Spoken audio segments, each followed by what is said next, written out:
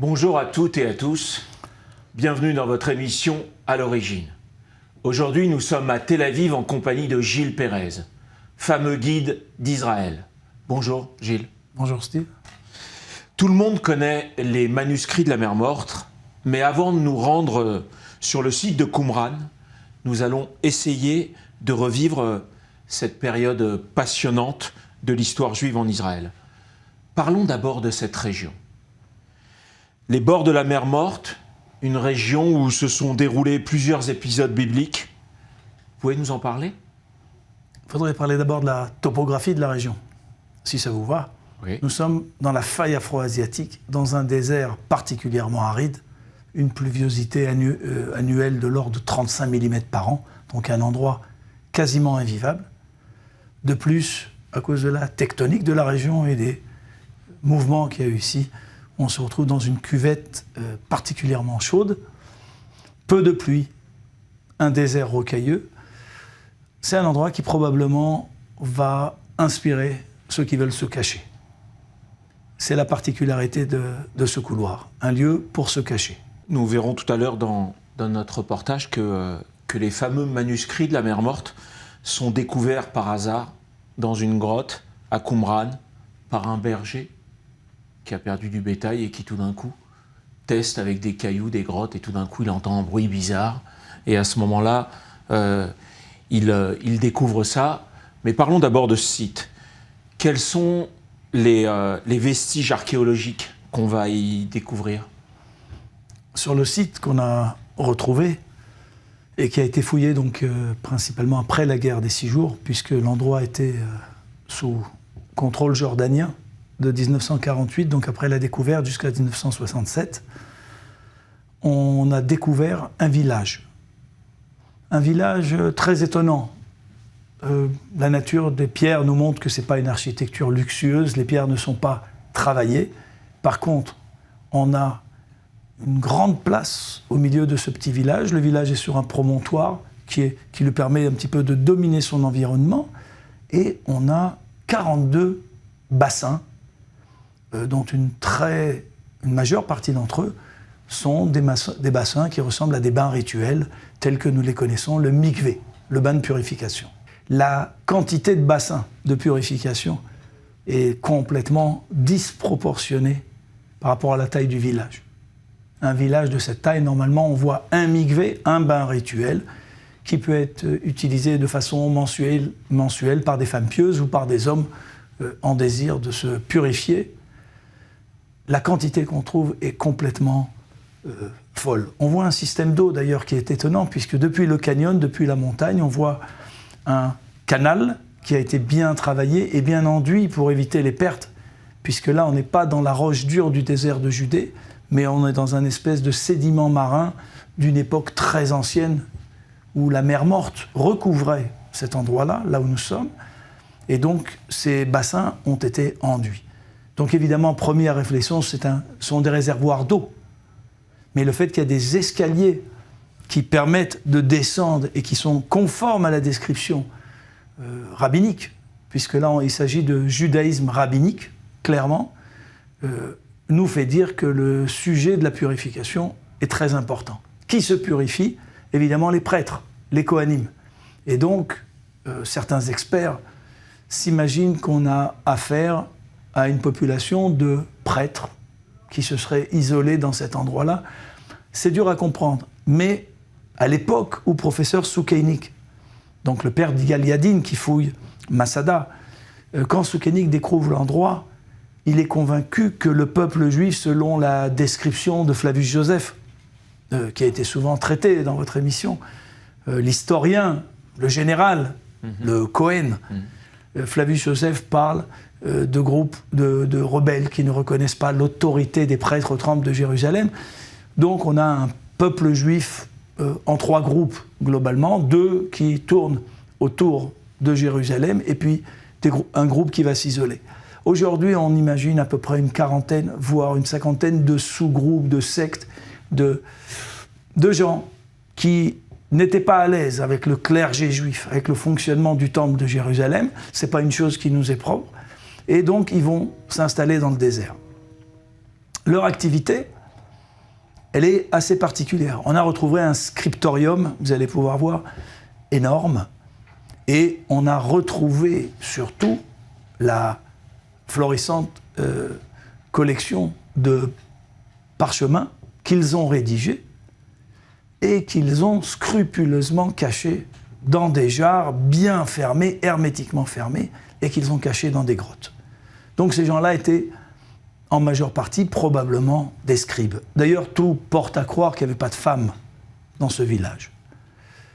Peut-être qu'on a affaire à ce groupe qui s'appelle le Yahad, ensemble, puisqu'on a retrouvé une série de parchemins qui définissent le mode de vie à l'intérieur de ce groupe et surtout la discipline interne qu'ils avaient entre eux.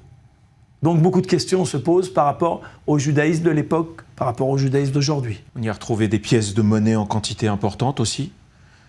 C'était peut-être un lieu de commerce, Qumran ?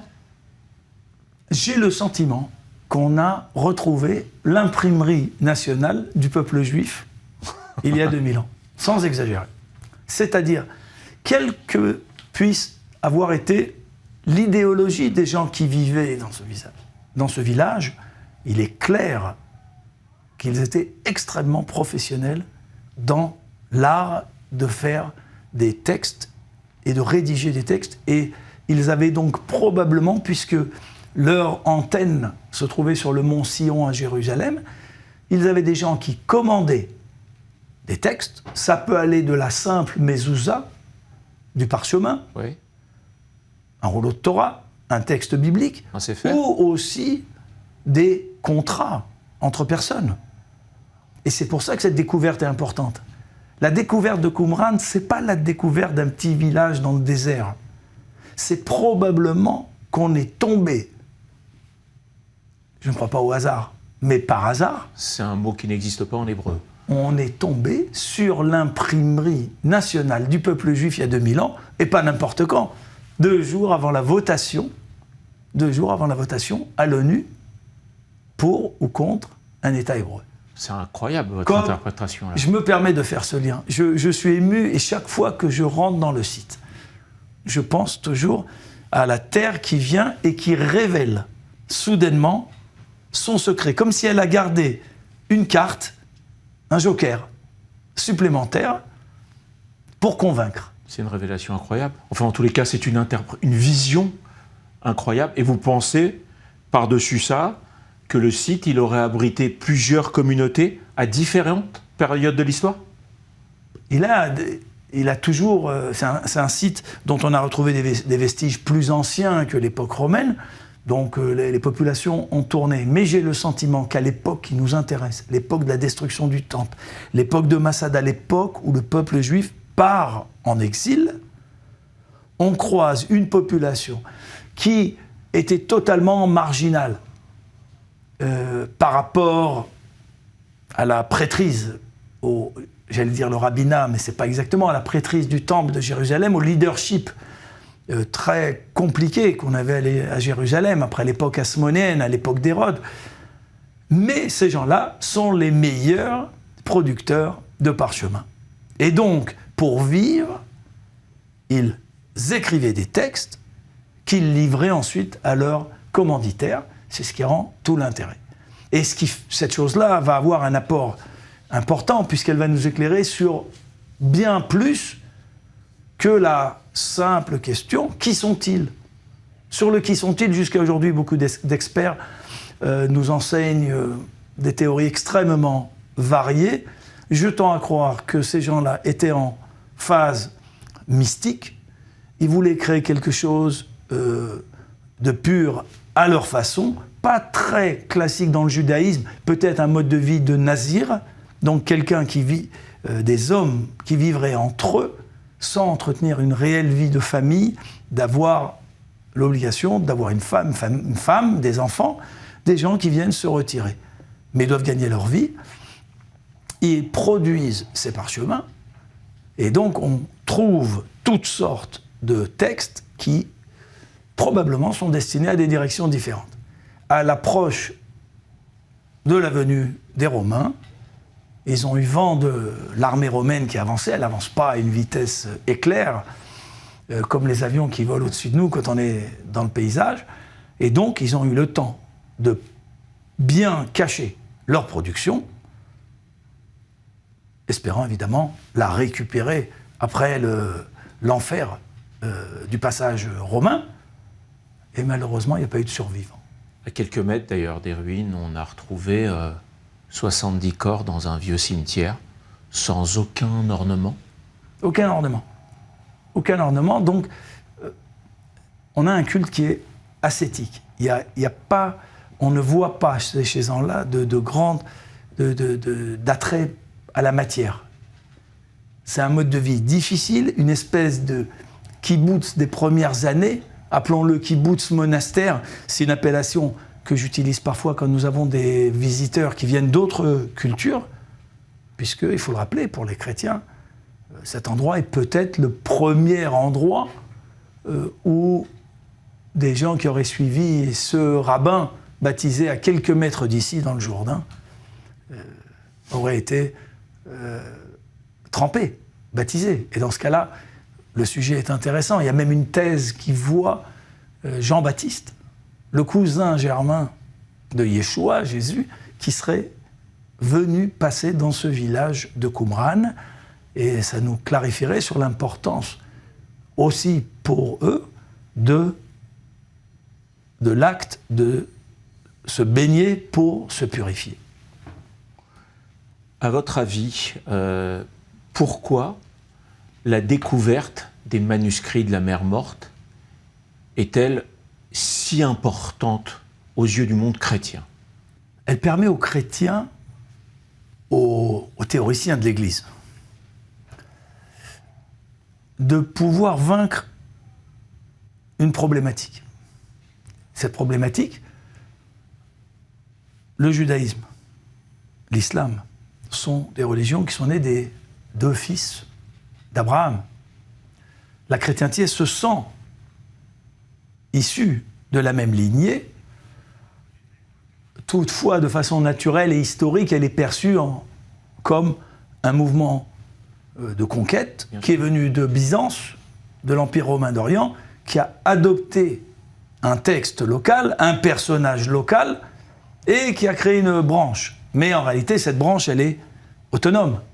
Mais si maintenant, imaginez un instant que l'on puisse prouver que le cousin germain faisait partie d'un groupe qui vivait dans le désert, qui avait prôné un autre mode de vie, dont on n'est pas,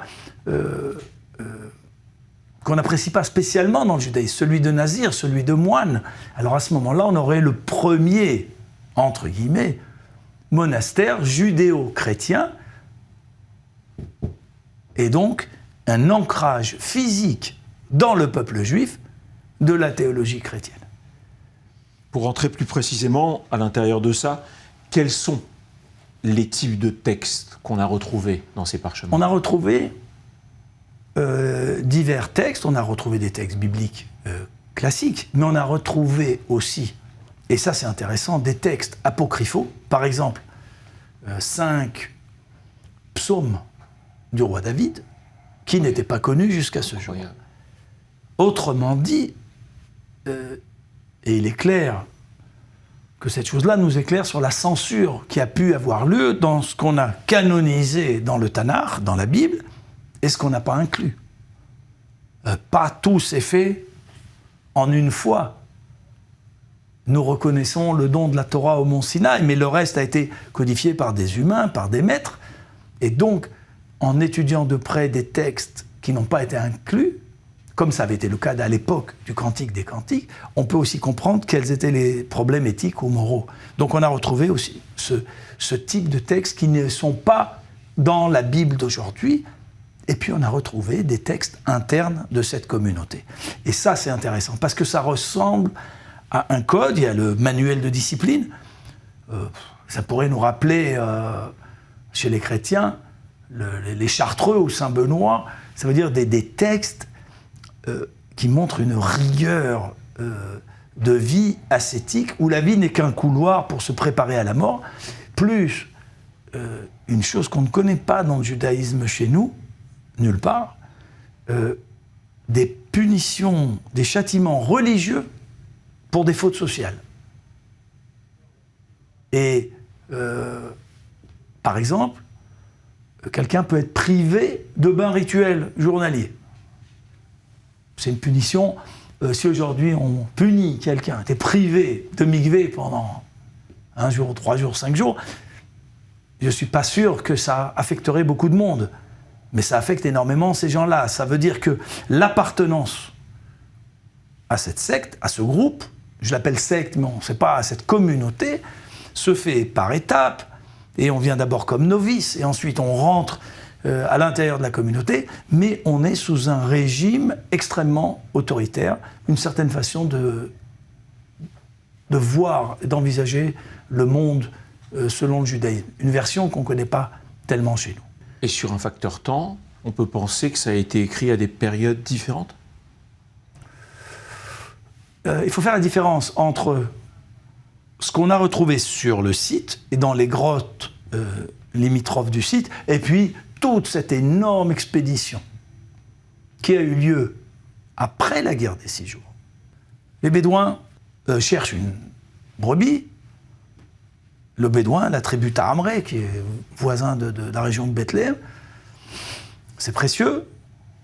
Dans son cheptel, il va la chercher pendant probablement 2 jours, il va jeter des pierres, etc., jusqu'à qu'il trouve cette cave, cette grotte. Il entend un son un peu particulier. Un son, voilà, bon, beaucoup de...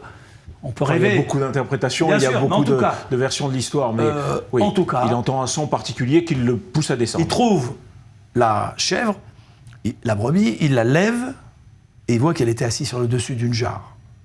D'ailleurs, regardez bien, c'est très très beau, puisque ce couvercle de jarre, c'est le modèle architectural de ce dôme splendide à Jérusalem, dans le musée d'Israël, où sont présentés les manuscrits de la Mer Morte. Il va trouver ces rouleaux. Pour lui, c'est de la peau. C'est de la peau, c'est de la vieille peau. Il met ça sur son âne. Il va les vendre dans les marchés. Il va attendre l'occasion. Inutile de dire qu'à l'époque, les Bédouins, fidèles à la parole du prophète, n'étaient pas versés sur l'écriture. Des paroles divines, comme celles de Moïse ou de Jésus, sont des paroles qui ont été réécrites par des humains, alors que le Coran, à leurs yeux, c'est la parole divine elle-même. Donc il n'y a pas eu de modification par la main de l'homme. C'est une parole pure et discrète. Donc ils ne connaissent pas cette écriture-là. Ils ne l'ont pas remarqué. Ils ont vu des rouleaux d'un vieux cuir, mais fin, très bien travaillé. Il attend d'arriver à Bethléem. Le temps n'est pas un facteur, on a dans cette région. Il va vendre ceci chez un cordonnier. Le cordonnier va acheter, je crois que si on devait traduire en termes d'aujourd'hui, ça représenterait 15 € à peu près, l'ensemble des rouleaux. Et il s'agit de prendre du cuir pour des semelles intérieures de chaussures. C'est le cordonnier qui, lui, a été à l'école à Bethléem. Et donc, par les frères, il a appris l'écriture qu'il va trouver de l'hébreu ancien. Et donc, il va chez ce fameux Iskander, qu'on appelle en arabe local Kando, qui est une personne chez qui on va apporter toutes sortes de trouvailles que la terre nous révèle à chaque fois qu'on retourne les champs, etc. Et là, il faut sentir la force de ces 2 Bédouins qui arrivent chez Kando, puisqu'il lui propose, et par chemin, il lui montre l'écriture, et ce commerçant, ce brocanteur, ou archéologue, ou antiquaire, nommez-le, ne peut même pas avoir l'attitude normale du brocanteur à qui on vend quelque chose, et de dire « ouais, ça vaut rien, mettez-le de côté ». Pas du tout. Il est figé, et les Bédouins s'aperçoivent de suite qu'il s'agit de quelque chose d'extrêmement important, de grande valeur. Une négociation terrible aura lieu, et ça se terminera, je crois, les chiffres que j'ai reçus, d'environ l'équivalent de 750 $ de l'époque, avec quoi on pouvait construire une maison. Et tout de suite, Kando va appeler l'archevêque, un des archevêques chrétiens d'Orient, de Jérusalem, pour lui présenter. Et à ce moment-là, c'est C'est une histoire folle qui va se dérouler. Comment les récupérer? Évidemment, les Bédouins vont être très très prudents. Et omerta bédouine totale. Omerta bédouine pour ne pas révéler l'emplacement. L'emplacement de leurs trouvailles. Évidemment, eux vont descendre, vont ramener, puis au fur et à mesure, ce qui fait que, entre parenthèses, nous ne savons pas combien de manuscrits.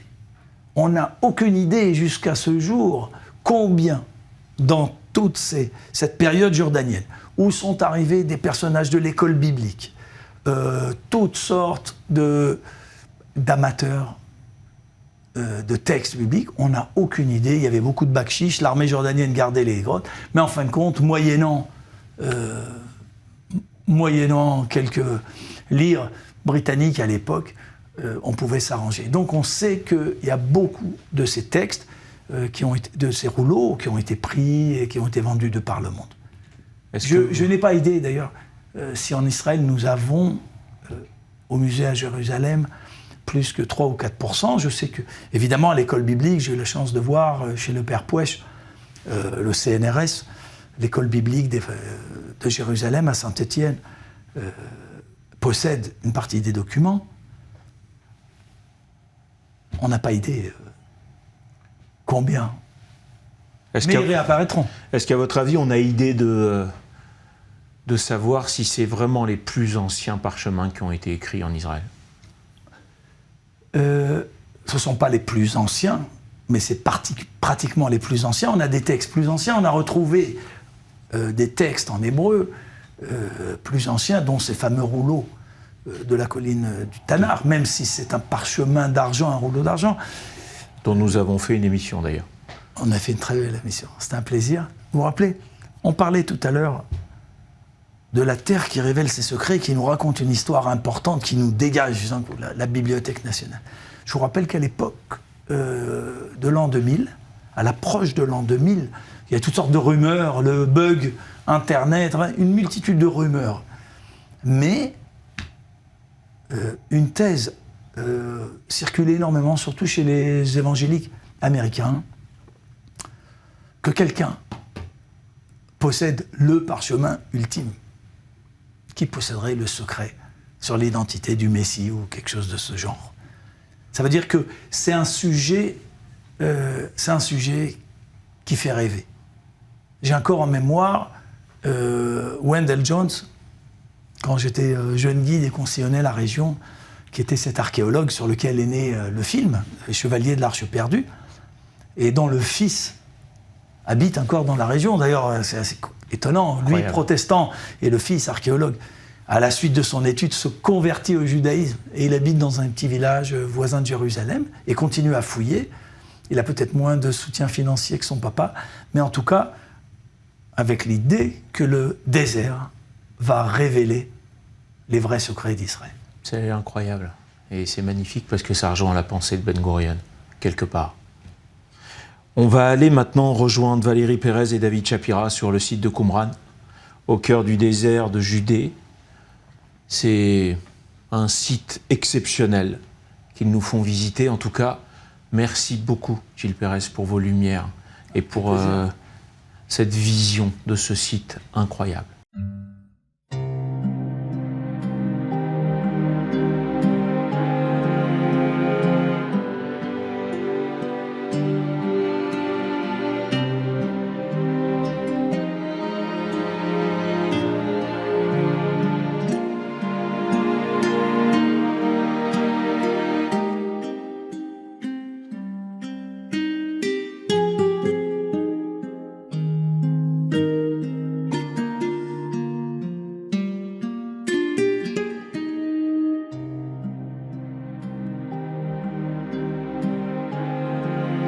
Bonjour.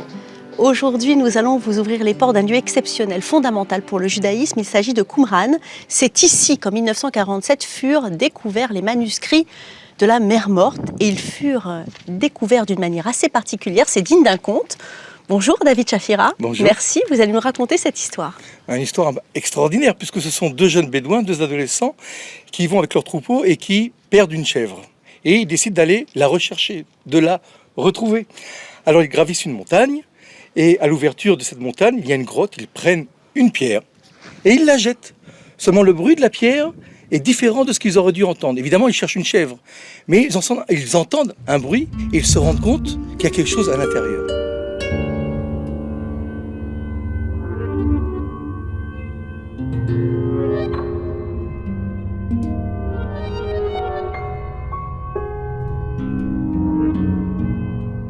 Ils décident de descendre et là, ils découvrent des jarres. Ils en prennent une et à l'intérieur de ces jarres, des manuscrits. Ils ramènent ça dans leur tribu.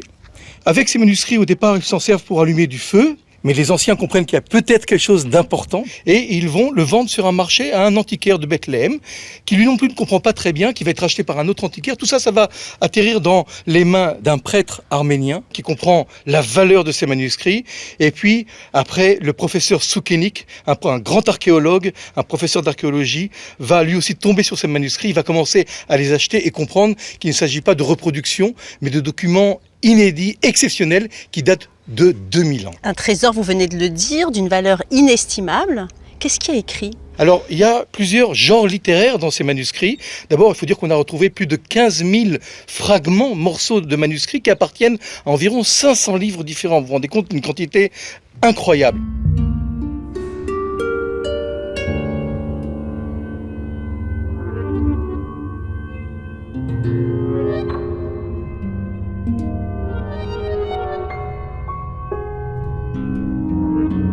Les manuscrits, en fait, sont divisés en 3 genres littéraires. Nous avons tout d'abord les copies de textes bibliques.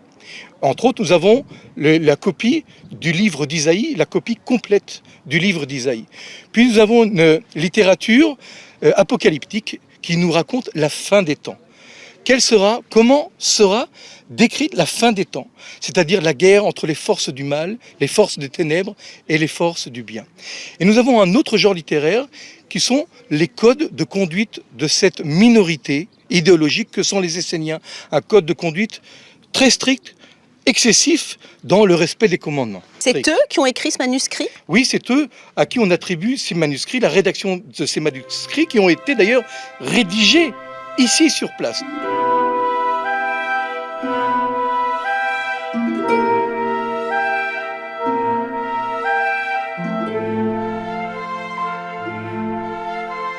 Parlez-moi de cette communauté, ils étaient très peu nombreux. C'est une communauté ultra minoritaire qui quitte Jérusalem au 1er siècle. Pourquoi ?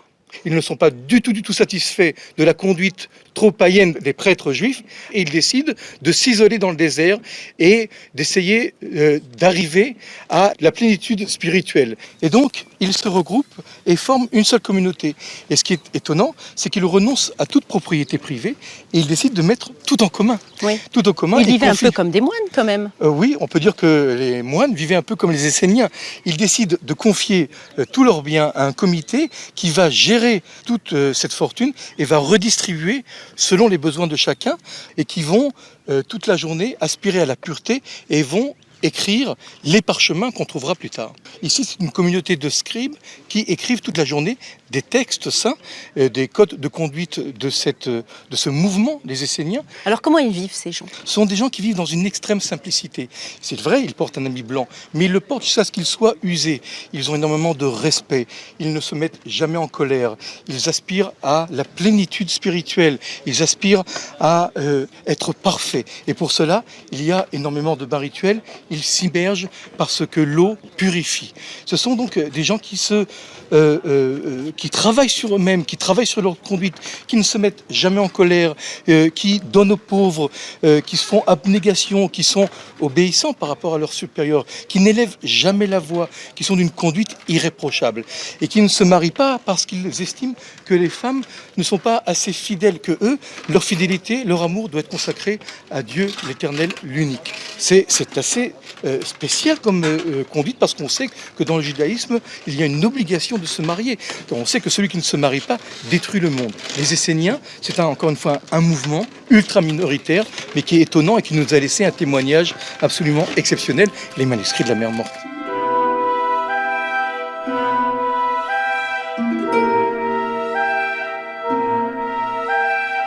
Donc ici, nous avons une multitude de bains rituels avec évidemment ces canaux ces aqueducs d'eau qui viennent de la montagne, qui récupèrent l'eau de pluie et qui permet à cette eau de pluie d'accéder et de remplir non seulement les bains rituels, mais aussi les citernes d'eau, parce qu'il faut vivre, on est en plein désert de Judée, il n'y a pas d'eau, ou il y a peu d'eau, et quand l'eau de pluie tombe, il faut absolument l'infrastructure pour la récupérer.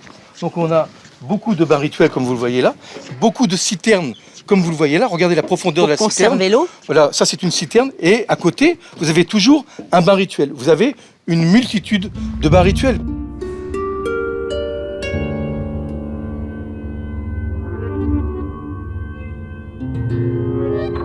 On parle ici peut-être d'une centaine de personnes qui résident là, mais il y a des bains rituels tous les 3 ou 4 mètres. Pourquoi ? Parce que cette obsession de purification est constante chez ces Esséniens.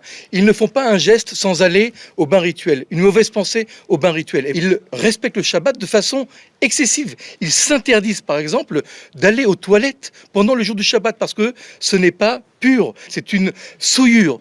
Et à chaque pensée, à chaque geste qu'ils interprètent comme impur, ils vont s'immerger dans un bain rituel.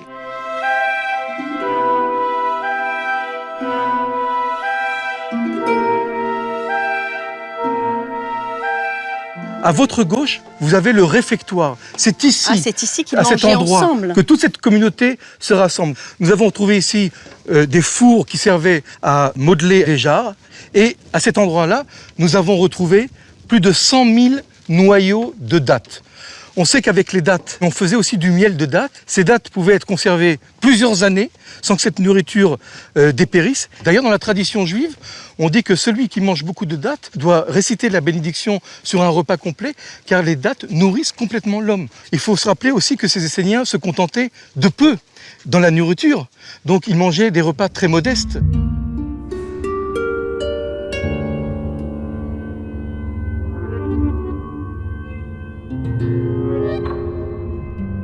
Pourquoi ils ont créé leur code de conduite ? Parce qu'ils aspiraient encore une fois à une perfection spirituelle, ils aspiraient à la plénitude spirituelle. Et c'est pour ça qu'on trouve autant de bains rituels.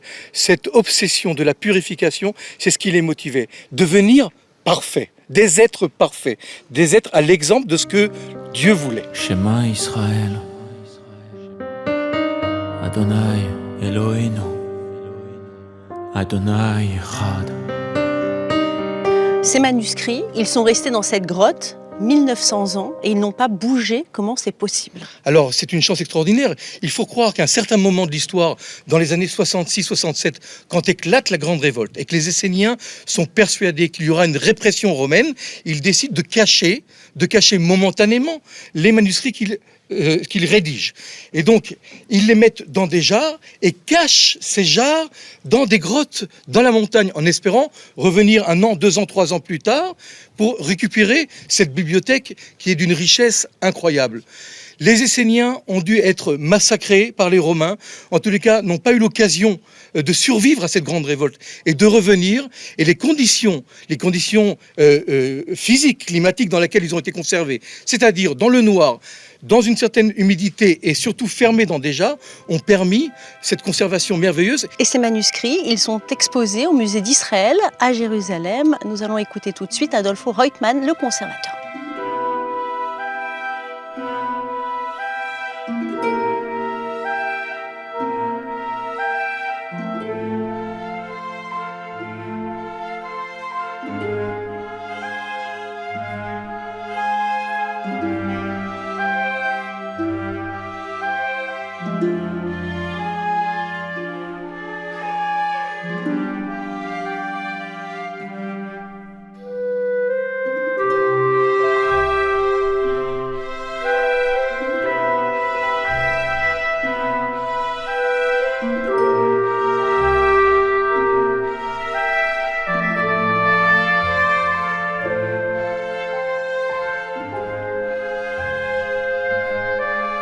חל הספר הוא עניין מיוחד במינו.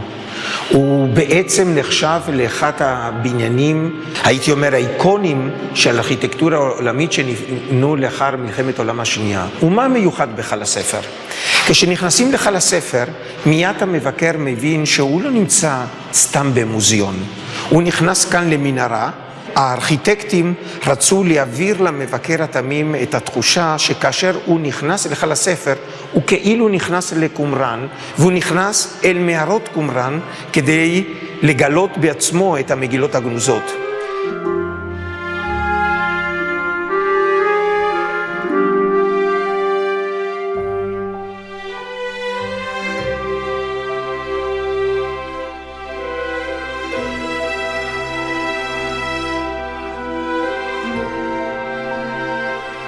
המגילות הגנוזות הם בעצם גילוי ארכיאולוגיה חשוב, לא רק מתולדות הארכיאולוגיה הארץ-ישראלית, אלא אולי מארכיאולוגיה עולמית במאה ה-20.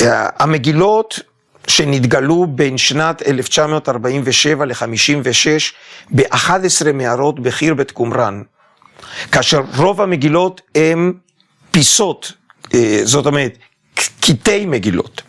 וכאשר אלה שוחזרו ביחד על ידי החוקרים, היום יש לנו כ1,000 מגילות, רובם כתובות על קלף ומיעוטם על פפירוס, רוב המגילות כתובות בעברית, ויש גם כמה מגילות כתובות בארמית וביוונית. המגילות הללו הן בעצם מהפכה אינטלקטואלית של ממש. זו פעם ראשונה שיש לנו ספרות מקורית, שמקורה בתקופת הבית השני, כלומר מלפני 2000 שנה, כאשר בין המגילות יש לנו שפע רב של חיבורים, ספרים שחלקם היו ידועים לפניכם, אבל יש לנו לא מעט ספרים שבפעם הראשונה בעולם אנחנו מכירים אותם בזכות המגילות.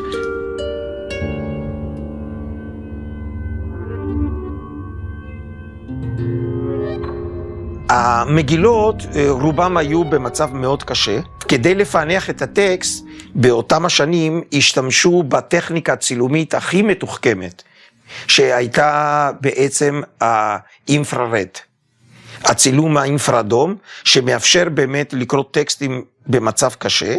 היום כבר כמובן אנחנו משתמשים בטכניקות הרבה יותר מתוחכמות, למשל של מולטי ספקטרל אימג', שמאפשר באמת לחשוף טקסטים שלא רק העין לא יכולה לראות, גם האינפרדום לא מאפשר לראות, אבל זה לא מספיק. כי כאשר אנחנו מדברים כאן על קטעים, החוקרים היו צריכים גם לשחזר את המגילה. אבל בהרבה מקרים היו צריכים לשחזר מגילה שהיא לא מוכרת להם. כלומר, הספר הזה לא היה מוכר להם קודם. כלומר, האתגר הגדול של החוקרים זה היה לשחזר טקסט שמעולם הם לא ראו. ולכן החוקרים לאורך השנים פיתחו טכניקות שונות. הם משחזרים את הטקסט על פי הצורה של הקטעים, על פי הכתב, על פי התוכן, על פי הצבע, כן? ולא פעם, למעשה, חוקרים שונים משחזרים אחרת את הטקסט. ולכן גם המחלוקות בין החוקרים, זה לא רק לגבי תוכן המגילה, אלא גם לגבי האופי של השחזור.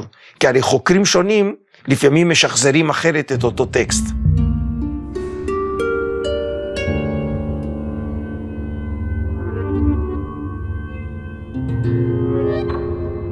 כל המגילות שבאוסף היכל הספר הם על קלף, והחומר הוא חומר אורגני, והוא מאוד רגיש ומאוד שברירי. יש לנו שני אזורי תצוגה למגילות. אחד זה באזור המנהרה, ואחד באולם המרכזי.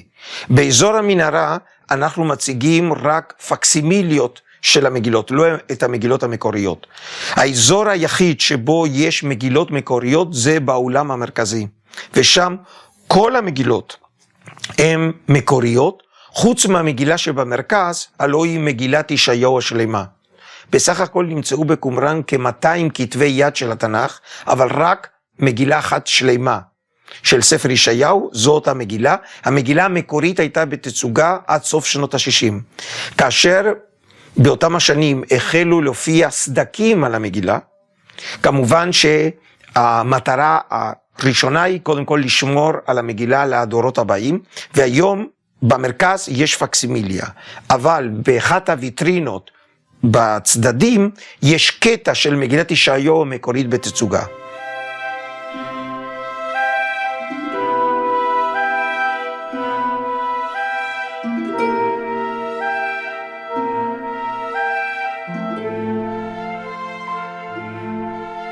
היכל הספר הוא אחד המקומות הכי פופולריים בישראל.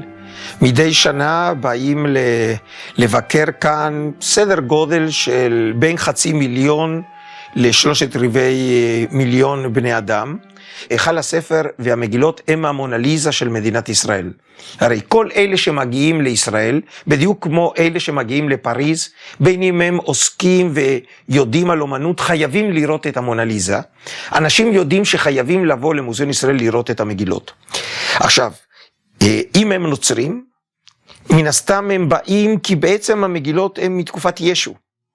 ותמיד הציפייה מהרגע שנתגלו המגילות הראשונות, הייתה שאולי המגילות ישפכו אור על יוחנן המטביל, על ישו, על פאולוס, ועל אף עובדה שאין זכר לאותם האישים במגילות עצמם, היום למעשה אי אפשר לעסוק בנצרות אם לא עוסקים גם במגילות. זאת אומרת שהיום החוקרים על בסיס המגילות יכולים לא פעם לשחזר את דברי ישו, לפי השפה איך דיברו עברית וארמית לפני 2000 שנה.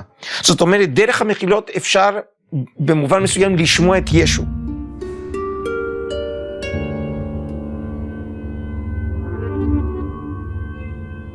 ומה לגבי יתר הדתות, שהם לא חלק של עולם המונותאיסטי? כי הרי רוב רובם של המגילות הם עוסקים ברוחניות. אמנם כמובן הרוחניות היא רוחניות יהודית, אבל בסופו של דבר יש משהו משותף, רוח האדם. ולכן גם באים מקוריאה, ובאים מיפן, ובאים סינים להיכל הספר. It's the evidence of the value of our God. Voir les traces d'un peuple qui est là depuis des centaines de milliers d'années. And kind of visualize myself as like the old century Christians reading it, feeling the Holy Spirit. C'est important pour le peuple juif. To allow His word to go forth into eternity. His word will never die. C'est assez touchant et émouvant. The scrolls are inspiring. They're part of human history. ההיסטוריה שלנו היא חיה ובועטת.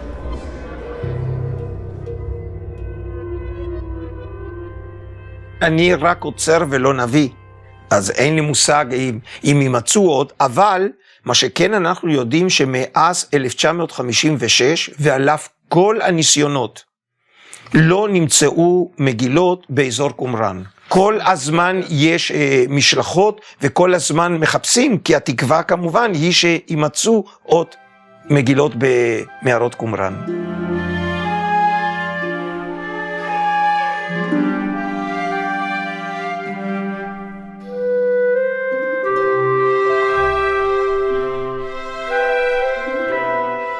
Et nous allons maintenant refermer les portes de Qumran, David Shapira, un lieu emblématique de l'histoire juive. Emblématique, mais il y reste encore beaucoup de mystères à découvrir à Qumran. Il reste encore beaucoup de parchemins à déchiffrer. Et j'espère que nous reviendrons sur place ensemble à Qumran pour vous faire partager tous les secrets des manuscrits de la Mer Morte. Merci. Quant à nous, on se retrouve très vite pour découvrir de nouveaux horizons et vivre de nouvelles découvertes.